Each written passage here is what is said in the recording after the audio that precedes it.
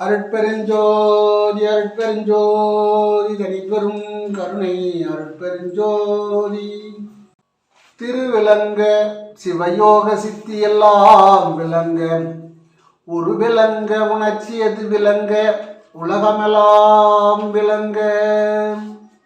இப்படி இந்த திருதான் விளங்கணும். திருனா உயிர். அந்த உயிரை நாம நினைக்கணும். அந்த உயிர் தான் கடவுள் என்று நாம் பின்பற்றணும்.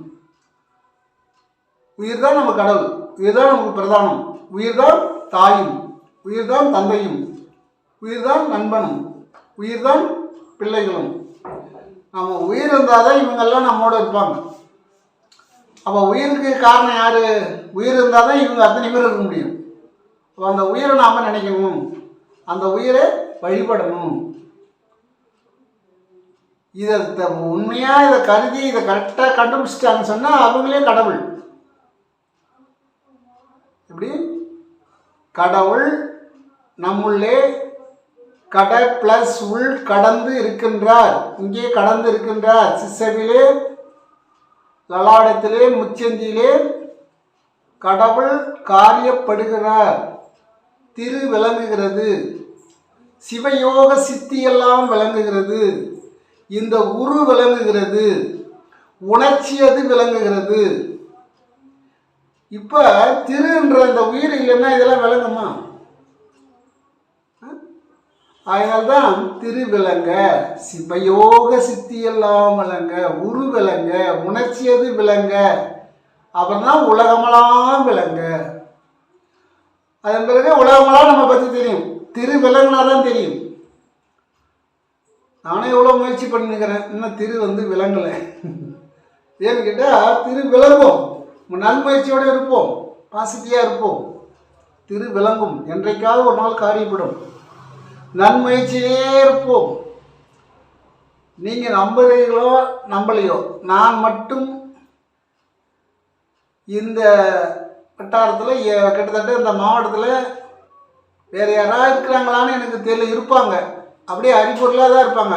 மாவட்டம் பூரா பார்த்தா ஒரு 10 பேர் இருப்பாங்க. எப்படி இருப்பாங்க? கடவுள் நம்முள்ளே இருக்கின்றார். கடவுள் ஒளியாக, உயிராக, வானாக, வலியாக, ஒளியாக, உயிராக, ஊனாக இங்கே தான் இருக்கின்றார். நம்ம ஆரம்பத்தில் நமக்கு கல்வி கற்றுக் கொடுக்கும்போது சொன்னாங்க, வானாகி வலியாகி ஒளியாகி உண்மயமா எண்மயமா கோணாகி அவரவரை கூத்தாட்டுவார். அப்போ அங்கேயே எல்லா உலகமும் புரிஞ்சு போச்சு. ஆனால் இது சொல்லி தந்த ஆசிரியருக்கு புரியல இன்னும். அவர் எங்கே பார்த்தாலும் போயிட்டு பிறண்டு உருண்டு மலையில் ஏறி குழுவில் நடுங்கி கீழே ஊந்து அடிபட்டு வர்றாரு. ஏன்னா அந்த வானாகி வலியாகி ஒளியாகி உண்மயமா எண்மயமா அப்படின்னு வாங்கிட்டு இருக்கிறாரு, ஏங்கிட்டு இருக்கிறாரு. இதை அவர் புரிஞ்சிக்கல. புரியும், இருந்தாலும் அங்கே ஏறாது. அந்த டைமுக்கு புரியும். கடவுள் ஒளியாக தான் இருக்கிறாரு. வலிக்கு உருவம் கிடையாது, ஒளிக்கு உருவம் கிடையாது, வானத்துக்கு உருவம் கிடையாது. போக போயிட்டே இருக்கும். அதுபோல நம்ம உள்ளே தான் இறைவன் இருக்கிறார். வேற எங்கும் தேட வேண்டியில்லை. நாம் தவறு செய்தால் இறைவனுக்கு கண்டிப்பாக தெரியும். நாம் நன்மை செய்தால் இறைவனுக்கு கண்டிப்பாக தெரியும். நன்மையும் தீமையும் பிறர் செய்ய வராது, பிறரால் வராது, அது நம்மால தான் வரும். அப்போ நன்மை செய்தாலும் தீமை செய்தாலும் பார்த்துக்கிட்டே இருக்கிறார். நாம் பார்த்துக்கிட்டு இருந்தாலும் பார்க்காம இருந்தாலும் அவர் நம்மை பார்த்துக்கிட்டே இருக்கிறார். நம்ம இறைவனை கேட்டுக்கிட்டு இருந்தாலும் கேட்காம இருந்தாலும் அவர் நம்ம பற்றி கேட்டுக்கிட்டே இருக்கிறார். அதனால இறைவன் நம்முள்ளே இருக்கின்றான். சென்னியில் வைத்த சிவன் அருளாலே, சென்னியில் தான் இந்த சிவன் அருள் இருக்கு அப்படின்னு நாம் உணரணும். இதுதான் எத்தனையோ கொடான கோடி பேர்கள் சொல்லி பேசிட்டு இருக்காங்க, எங்களை மாதிரி எடுத்து சொல்லிட்டு இருக்காங்க. அப்போ மத்திய வானத்தில் வளர்ந்த லிங்கம். என்னது? மத்திய வானத்தில் வளர்ந்த லிங்கம். இந்த லிங்கத்தை விட்டு எந்த லிங்கத்தையும் நீங்கள் தேடாதீங்க. லிங்கம் இங்கே தான் இருக்கு, தலைக்கீழே இருக்கு. மத்திய அரசுன்னு சொல்கிறாங்க. அது மாதிரி மத்திய, இதான் தலைமைச் செயலகம். தலை கிரி மலை எல்லாமே இதான். பளிங்குமா மலையே, என்ன பச்சரா மலையே அப்படின்னு சொல்றார். அதுபோல மத்திய வானத்தில் வளர்ந்த லிங்கம், மகாமேரு உச்சியில் அமர்ந்த லிங்கம். மகாமேருனாலும் பெரிய மலைன்னு அர்த்தம். மகாமேரு இதுதான் இப்போ நமக்கு 8 ஜானில் ஒரு ஜான் தான் நமக்கு பிரதானம். இந்த ஒரு ஜான் இல்லைன்னா 8 ஜான் 7 ஜானுக்கு வேலை கிடையாது. அதான் அழகணி சித்தர் எஞ்சான் உடம்படியோ அப்படின்னாரு.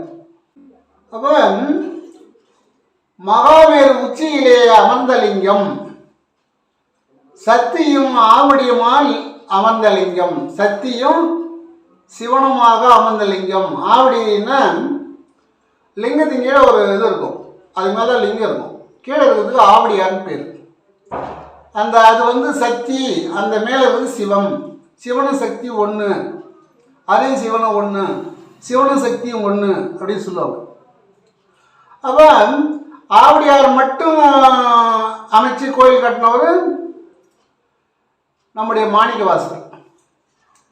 அவர் மட்டும்தான் உருவம் இல்லாத ஆவடியார் மட்டும்தான் இருந்தது, வழிபடம் கூட கிடையாது. அவர் கோயிலெலாம் கட்டிட்டார், கோயிலெலாம் இருந்தது, ஆவடியார் மட்டும்தான் இருந்தது, சக்தி மட்டும்தான் இருந்தது. சிவன் அருவமாக இருக்கின்றான் என்பதனால சக்தியை அவர் அங்கே காமிச்சார். அப்போ சக்தியும் ஆவடியுமா அமர்ந்த லிங்கம், ஏக பரமானதொரு லிங்கம் தானே. ஏக பரமானதொரு லிங்கம் தானே, ஏகபரமாக இருக்குது அந்த லிங்கம் அப்படின்னு சொல்றாரு. இது நம்ம இப்போ எல்லா விதத்திலையும் பிரித்து பிரித்து தான் நமக்கு எல்லா சத்திரங்களும் ஞானிகளும் சொல்கிறாங்க, வள்ளல் பெருமானும் சொல்கிறார். இந்த லிங்கத்தை நீங்கள் பார்த்தால், வள்ளலார் சொல்றார், இந்த லிங்கத்தை நீங்கள் பார்த்தால் நினைத்தால், அதே நினைந்து நினைந்து காரியப்பட்டால், நினைந்து நினைந்து உணர்ந்தால், ஆபத்தை நீக்கி வளர்த்தே, உங்களுடைய ஆபத்தை நீக்கும், ஆபத்தை நீக்கி வளர்த்தே சற்று அசையாமல் அவையாமல் அடியேன் உள்ளத்து, சற்று அசையாமல் அவையாமல் அடியேன் உள்ளத்து. நீங்க இந்த லிங்கத்தை பார்த்தீங்கன்னு சொன்னா ஆபத்தை நீக்கும், உங்களை வளர்க்கும், சற்றும் அசையாமல் அசையாமல் அசையாமல் அவியாமல், அங்கே எரியக்கூடிய ஒளியானது அவியாது, நின்று போகாது, தடைபடாது. சற்றும் அசையாது அவியாமல் அடியேன் உள்ளத்து, அடியேங்கிட்டது இங்கே அடிய நம்மளுடைய இருக்கு, அடியேன் உள்ளத்தில் இருக்கு அப்படின்னு சொல்றார். தீபத்தை வைத்தது பாரி, இங்க தீபத்தை வச்சிருக்காங்க பாரி, தீபத்தை வைத்தது பாரி திரு சிற்றம்பலத்தே திருநடஜோதி அப்படின்ட்டு. அப்ப இந்த திருச்சிற்றம்பலம் இந்த இடம் தான். திருச்சிற்றம்பலத்தை திருநடஜோதி நடந்துட்டு இருக்கு. நடராஜர் நடனம் ஆடுறாரு. இது இப்போ நம்ம ஆயிரக்கணக்கான முறை சொல்லிட்டோம். இது வேற வழி கிடையாது. இது போயிட்டு வரும்போது அங்கே தான் வரணும். ரூட்டு 1, நீ எங்கே போய் வந்தாலும் அந்த ரூட்டால் தான் வரணும். அந்த ரூட்டு போனால் தான் வடலூர் போய் சேர முடியும். எங்கேருந்து வந்தாலும் வடலூர் பஸ் ஸ்டாண்ட்லேருந்து பார்த்தா சபைக்கு ஒரே ரூட்டு தான். எப்படி வந்தாலும் அந்த ரூட்டால் தான் வரணும். அதுபோல் இது எதை சொன்னாலும் அதுதான் சொல்லி போகணும். ஒரு முறை தொழுதூர் மக்கள் வடலூர் போகிறாங்க. தொழுதூர் மக்கள் வடலூர் போகிறாங்க. தொழுதூர் பக்கத்தில் தானே. ஐயா இது போல் எங்களுக்கு குடி தண்ணி கூட இல்லை, மழையே பெய்யலை, ஏரி குளங்கள்லாம் ரொம்ப காஞ்சி போச்சு, கால்நடைகளுக்கு தண்ணி இல்லை, கேணியிலும் தண்ணி வற்றி போச்சு கிணத்துல அப்படின்னு சொல்கிறாங்க.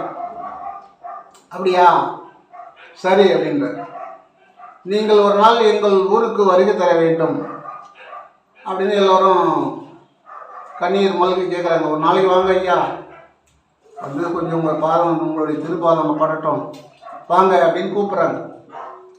சரி அப்படியே வருகிறேன். ஏன்னு கேட்டால் அவர் வாடிய பயிரை கண்ட போதெல்லாம் வாடியவர். அவர் இந்த ஏழைகள் வருந்துவது அவருக்கு பிடிக்குமா? உடனே மனம் இலகி போச்சு. வாடிய பயிரை கண்ட போதெல்லாம் வாடினேன், பசியால் இழைத்தேன், வீடுதோர் இறந்தும் பசியரா வெற்றிரை கண்டுள்ளம் துடித்தேன். வீடு வீடாக போயும் ஒரு ஆளுக்கு சாப்பாடு கிடைக்கலையே அப்படின்னு அதை கண்டு என் உள்ளம் துடித்தது. அந்த துடிப்பினால் தான் தர்மசாலையை கட்டினேன். இங்கே ஒரு சிதம்பரத்தை உண்டு செய்தேன். சிலையே இல்லாமல் ஒளி வடிவமான ஒரு சபையை அமைத்தேன் அப்படின்னு சொல்றார். அப்புறம் அப்படியே நான் வந்துடுறேங்க அப்படின்னு சொல்றார். ஏன்னா வாடி பயிர் கண்ட போதெல்லாம் வாடினவராச்சு, பயிருக்கே வாடினவர், அவர் மக்களுக்கு வாடி தானே ஆகணும். அப்புறம் தொழுதூர் போயிட்டு நல்ல அனைத்து மக்களும் வந்துட்டாங்க. வந்த உடனே அம்மா அங்கே வாங்க அப்படின்னாரு. என்ன சாமி, நான் ஒரு 6 குடம் தண்ணி கொண்டு வந்து என் சிரசில் ஊற்றுங்க அப்படின்னாரு. அதே போல் 6 குடம் கொண்டு வந்து அந்த 6 குடமே போய் அவங்க எவ்வளோ நேரம் கஷ்டப்பட்டு கொண்டு வராங்க. ஏன்னா ஒரு ஐட்டம் ஊற்று சோர்ந்தா ஒரு குடம் தண்ணி தான் சோர்க்கும். அப்போ பல இடங்களில் போய் அந்த 6 குடம் தண்ணி சேகரிக்கணும். அப்படி சேகரித்து அவங்க கொண்டு வராங்க. அது வரைக்கும் அவர் ஒரு மரத்து நிலையில் எல்லோரும் கும்பலாக பேசிகிட்டு இருக்காங்க. அங்கே மக்கள்லாம் குறைகளை கேட்குறாங்க, அதுக்கெல்லாம் விளக்க சொல்லிகிட்டு இருக்கார். அப்புறம் 6 குடம் தண்ணி கொண்டு வந்து தலையில் கொட்டுறாங்க. தலையில் ஊற்றும்போது அங்கே தண்ணி பட்ட உடனே அங்கே ஈரமே இல்லையாம், ஒரு ஆவி தான் கிளம்பிச்சோம். இந்த சோறு வெந்து வரும்போது ஆவி வரும், எது வெந்தாலும் ஒரு ஆவி வரும் இல்லை, நீராவி. அவ்வளோ ஒரு நீராவி மாதிரி தான் கிளம்புதான், தண்ணியே அங்கே ஒட்டலையாம் தலையில். அப்போ 6 குடம் தண்ணி ஊற்றினாங்க. அதன் பிறகு பார்த்தா உடம்புல வந்து எதுவும் தோட்டவே இல்லையா, துணி அப்படியே காஞ்சி போச்சான் கொஞ்ச நேரத்தில். ஏன்னா அனலினில் அனலாய், அனல் நடு அனலாய், அனலுற வயங்கும் அருட்பெருஞ்சோதி அவர் தான் எழுதுறார். அப்போ அவர் அனலினில் அனலாக இருக்கிறார், அனல் நடு அனலாக இருக்கிறார், புனலினில் புனலாக இருக்கிறார். அவருக்கு என்ன பண்ணும், நீர் நிலம் நெருப்பு காற்று ஆகாயம் பஞ்சபோதமும் 5 பசுக்களையும் 5 குதிரையையும் ஒன்று சேர்த்து விட்டார். அவருக்கு எந்த போதமும் கட்டுப்படும். அதான் சொல்லுவார், காற்றாலே புயலாலே ககன மதனாலே கூற்றாலே கொடுஞ்செயலாலே. ஆறுமுகனாவலர் மாதிரி கொடுஞ்செயல், கொடுமையை தானே போய் ஒரு அவதூறு கேஸ் போட்டார். கொடுஞ்செயலாலே, கொலை கருவியாலே, கொலைக்காரன் வந்து கொலை செய்யணும்னா முடியாது, இறைவன் கைவிட மாட்டான். ஏன்னா அங்கே ஏனாதி மங்கலத்தில் ஒரு சட்டிசாமியார்னு ஒருத்தர் இருந்தார், திருவெண்ணைநல்லூரில், விழுப்புரம் மாவட்டம். அங்கே சட்டிசாமியார்னு பெண்ணே அந்த வரம் வந்தார். அந்த சமாதி இருக்குது அங்கே. அவர் என்ன செய்வார், இரவு நேரத்தில் அவர் பிடிச்ச வீட்டில் சைவம் எங்கே இருக்குதோ அந்த வீட்டுக்கு போயிட்டு அண்ணன் கேட்பார். அண்ணன் தாய் அப்படின்னுவார், அண்ணன் கேட்பாங்க. அதை இரவு அதுக்கு போதுமான ஒரு வீடு 2 வீடு வாங்கினா அவருக்கு போதும் தெரிஞ்சால் வந்துடுவார். வந்து அந்த பெண்ணையாத்தில் கொண்டு வந்து ஊற்று தோண்டி ஊற்று தண்ணி தான் சாப்பிடுவார், யார்கிட்டையும் தண்ணி வாங்க மாட்டார். அப்போ இப்படின்னா இவர் ஒரு பெரிய ஞானிய, பெரிய மகான இவர். அப்பயே திட்டுருக்காங்க, இப்பவும் திட்டுறாங்க. இப்போ என்னெல்லாம் பார்க்கும்போது கூட சில பேர் திட்டிகிட்டு தான் இருக்காங்க. அப்போதான் நான் நினைப்பேன், வயதாலும் வயதினின் வாழ்த்து எனக்கு கொண்டுடுவேன். நீங்கள் வைய வைய எனக்கு வாழ்த்து கிடைக்குது, நீங்கள் வையலை திட்டலை வாழ்த்துறீங்க அப்படின்னு நான் நினைக்கிறேன். வள்ளல் பெருமா அதான் சொல்லுறேன். அதுபோல் அந்த சட்டிசாமியார் மாணிக்கசாமின்னு பேர் அவருக்கு. அவர் வந்து எல்லோரும் திட்டுறாங்க, எனக்கு என்ன இவன் போய் டெய்லி சட்டி தூக்கின்னு வந்துடுறான் அப்படின்லாம் திட்டுவாங்க. அவர் அதை அந்த மாதிரி திட்டுறதுக்கு போக மாட்டார். ஒரு ரோட்டில் ஏதாவது சொல்லிட்டாங்கன்னு பார்க்கணும், அப்புறம் திரும்ப மாட்டார். மனம் கோணாத யாருக்கு ஆகாரம் கொடுக்குறாங்களோ அங்கே தான் போவார். அங்கே போய் ஒரு உண்டை 2 உண்டை வாங்கிக்குவார், அவ்வளோதான். அதோட வீட்டுக்கு அந்த காலத்தில் வந்து இப்போல்லாம் உட்கார வச்சு நிறைய ஆகாரம் கொடுத்து ஒன்று போதுன்ற மாதிரி கொடுக்குறாங்க ஒவ்வொரு வீட்லேயும். இப்போ எந்த வீட்டுக்கு போனாலும் ஒரே வீட்டில் சாப்பிட்டு வந்துடலாம். அப்போல்லாம் வந்து பட்டினத்தார் இருக்கின்ற காலத்தில் பத்திரகிரியார் போய் அன்னம் பெறும்போது பல வீட்டுக்கு போகணும். 10 வீட்டுக்கு போனால் தான் 10 உண்டை போடுவாங்க. ஒரு உண்டை சோத்துக்கு ஞானிகளே லோல் போட்டிருக்காங்க, கஷ்டப்பட்டுருக்காங்க. 10 வீடு இறந்து தான் சாப்பிட்ருக்காங்க ஞானிகள். அதுபோல் அந்த மகானும் வந்து 10 அவர் 2 வீடு 3 வீடு போய் அவருக்கு தேவையான ஆகாரத்தை வாங்கிட்டு போயிடுவார். ஆற்றுல போய் தங்கிடுவார், பெண்ணை ஆற்றுல. எங்களுக்கு தென்பெண்ணையாறு, வடக்க இருக்கிறவங்களுக்கு இது, எங்களுக்கு வடபெண்ணையாறு, வடக்க இருக்கிறவங்களுக்கு தென்பெண்ணையாறு. அப்போ இது சாத்தனூர் டேம்பில் இருந்தால் அது தண்ணி வரும். அந்த ஆற்றுல இவர் போய் சாப்பிட்டு படுத்துருக்கார், ஆற்றுலேயே படுத்துக்குவார். ஏன்னா வளம் பெருமான் சில காலம் ஆற்றுலேயே தங்கியிருந்துருக்கார், களத்து மேட்டில் தங்கியிருந்துருக்கார். ஆற்றுல போயிட்டு தனியாக தங்கியிருந்துருக்கார். ஒரு 4 பேர் பார்த்தாங்க, சரி இன்றைக்கி இந்த சாமியாரை வந்து ரொம்ப வேலை காட்டுறாரு இவரை வந்து ஒரு கை பார்க்கணும் அப்படின்னு சொல்லிட்டு எல்லோரும் போகிறாங்க. ஒரு 4 பேர் தான் போகிறாங்க. போயிட்டு ஏன்னா அந்த 4 பேருக்கு வந்து அறிவு மேன்மை இல்லை. அவங்க என்ன பண்ணாங்க, போயிட்டு அவரை இன்னைக்கு கொலை செஞ்சிடணும் அப்படின்னு போகிறாங்க, அவரை கொண்டு வரணும் அப்படின்னு. இவங்க ஆற்றுக்கிட்ட வரும்பொழுதே இந்த நாளைக்கு தெரிஞ்சு போச்சு. அப்போ என்ன செஞ்சார், கண்ட யோகத்தில் இருந்தார். கண்ட யோகம்னா கால் வேறு கை வேறு தலை வேறு ஓடி போகும். அப்போ கண்ட யோகத்தில் இவர் இருக்கார்.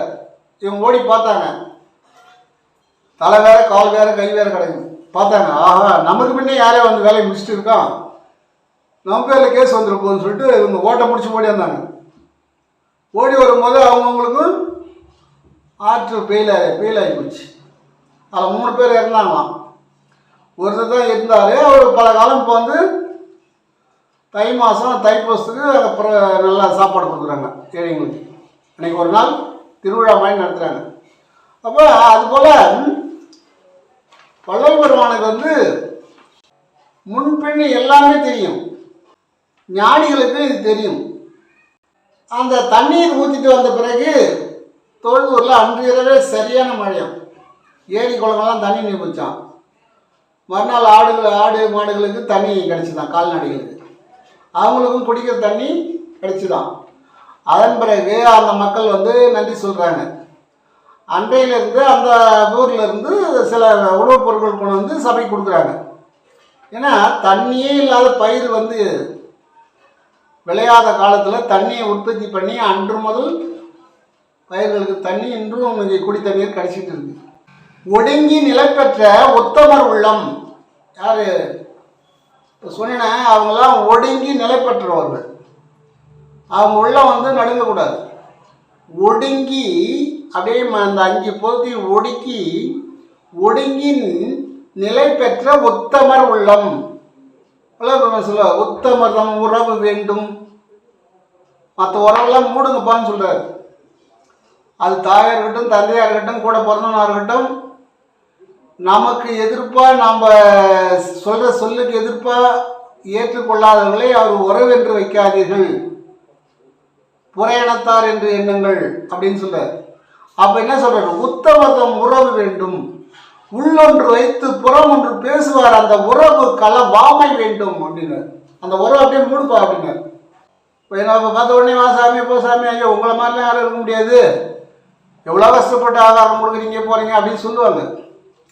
ஆனால் நான் வந்த பிறகு அவங்களே போ அப்படின்னு. அப்போ அதுதான் வந்து உள்ளொன்று வைத்து புறம் ஒன்று பேசுவார், உறவு களவாமை வேண்டாம், அந்த உறவு அப்படியே மூடு அப்படின்னு.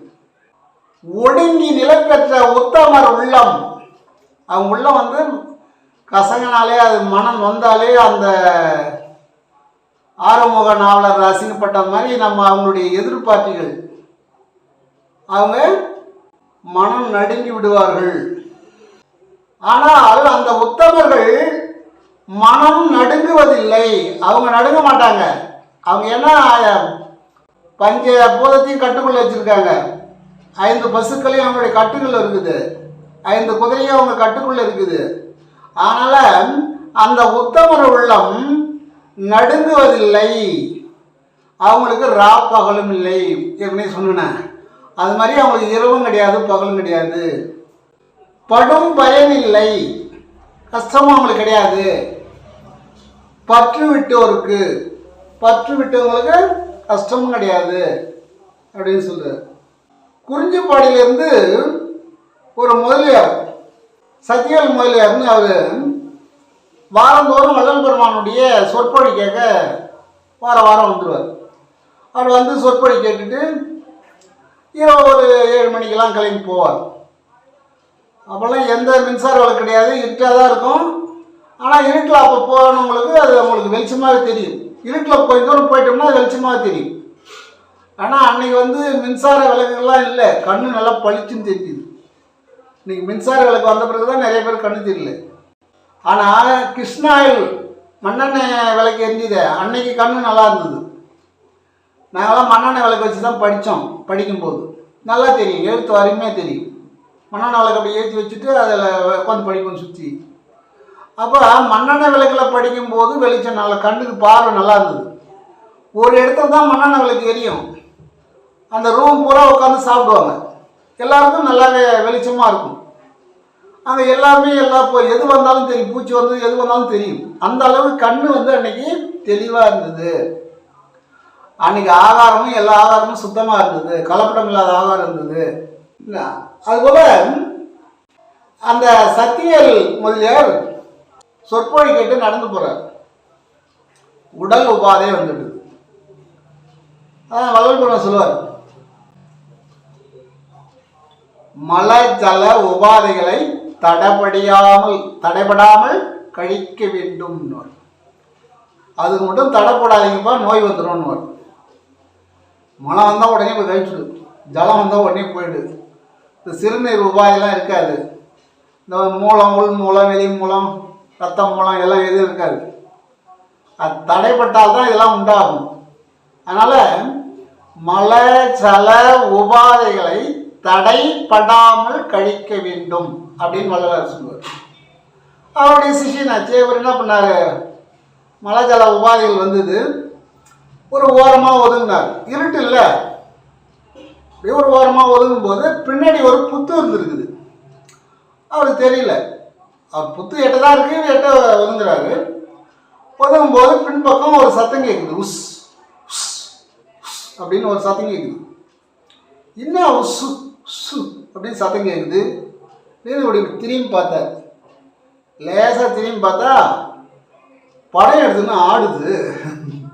ஆடு பாம்பே ஆடு பாம்பே, அந்த ஆண்டவன் பேரை சொல்லு ஆடு பாம்பேன்னு மாதிரி இது இப்படியே ஆடுது. அப்போ என்ன அது, இதுகிட்ட எப்படி தப்பிக்கிறதுன்னு இவர் யோசனை பண்ணுறாரு. கிட்ட அருகிலே இது ஆடிட்டு இருக்கு. ஏன் அதுக்கு நல்ல பாம்புன்னு பேர் வச்சாங்கன்னா, அது பாடுவாங்க சினிமாவில், நாதர் முடிமையில் இருக்கும் நல்ல பாம்பே, உனக்கு நல்ல பேர் வைத்தது யார் சொல்லு பாம்பே அப்படின்னு. நீ நல்ல பாம்புன்னு உனக்கு பேர் வச்சது யாரு அப்படின்னு கேட்பாங்க அந்த பாட்டில். நாதர் முடிமையில் இருக்கும் நல்ல பாம்பே, உனக்கு நல்ல பேர் வைத்தது சொல்லு பாம்பே, யார் வச்சது உனக்கு அப்படி.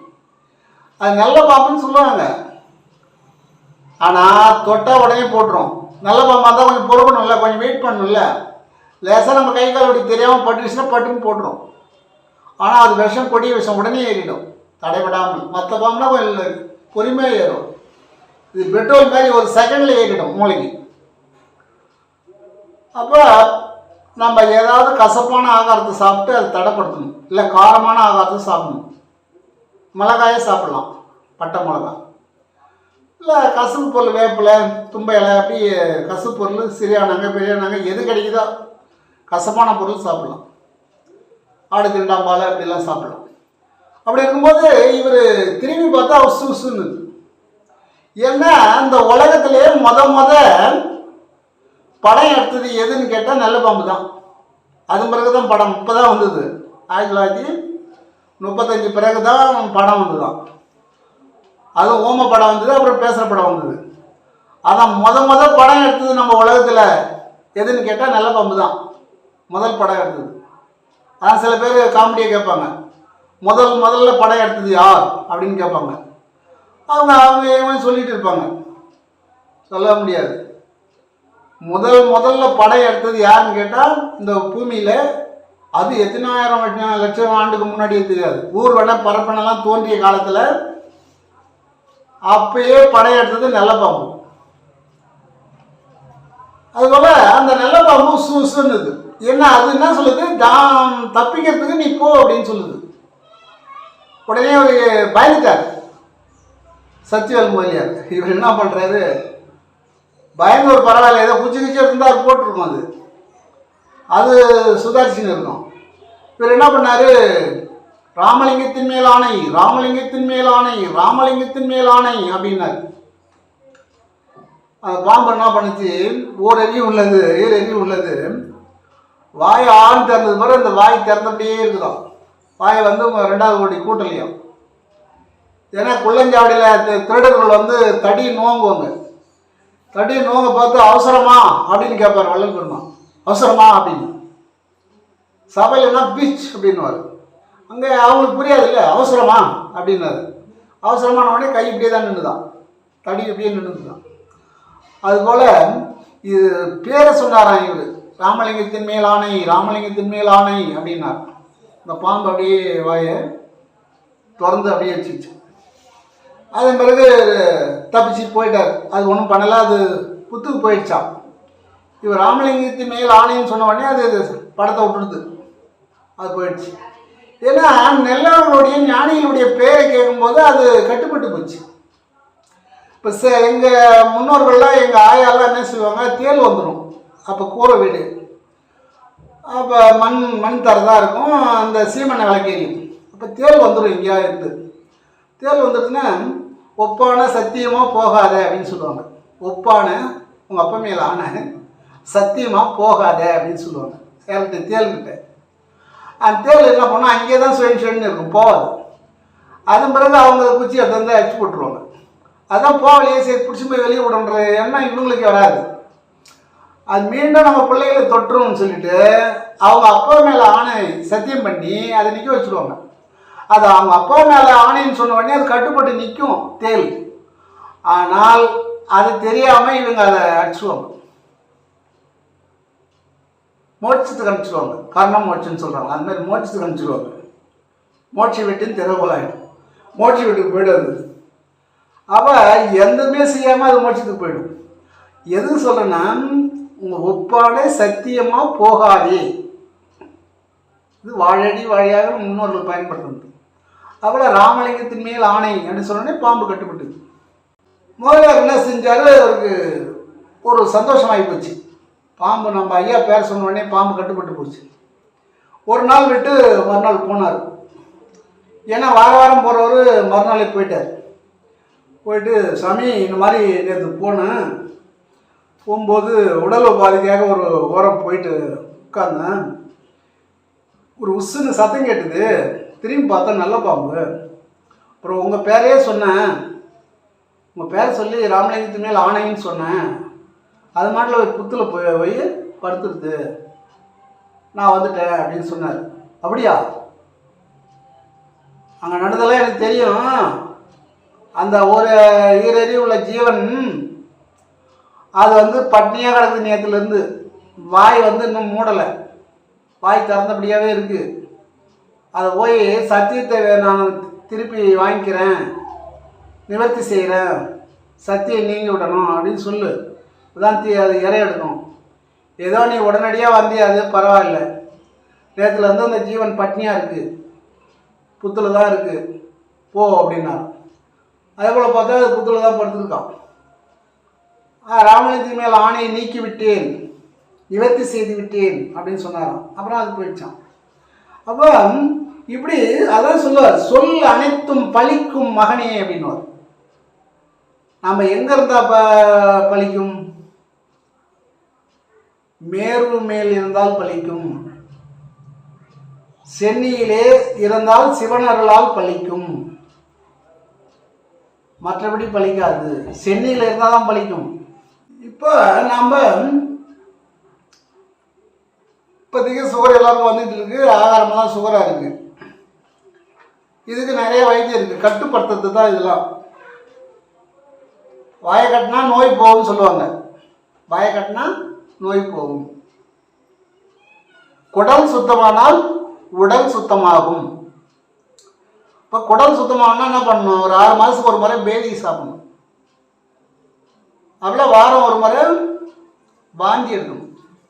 மாதம் ஒரு முறை சொன்னாங்க, இப்போ தான் நிறைய நம்ம குப்பை சேர்ந்து போகுது இல்லை. வாரம் ஒரு முறை ஒன்றும் வாங்கிடுது. காலையில் சும்மா கை விட்டால் அங்கேருந்து ஒரு வாத பித்த நீர் வெளியே வரும்.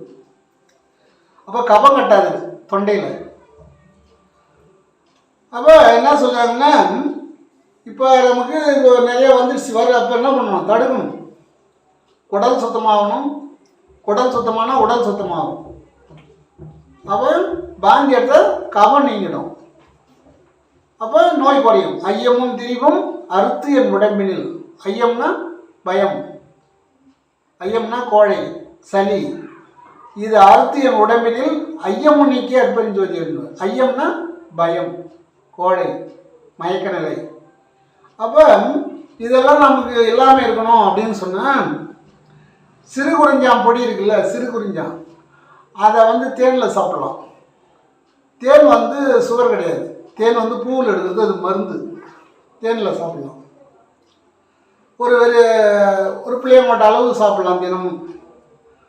அப்படின்னும் போது இந்த சுகர் வந்து கட்டுப்பாட்டிலே இருக்கும். எந்த வித பாதிப்பு கிட்னியோ இருதயமோ கல்லீரலோ மண்ணீரலோ எதுவும் பாதிக்காது.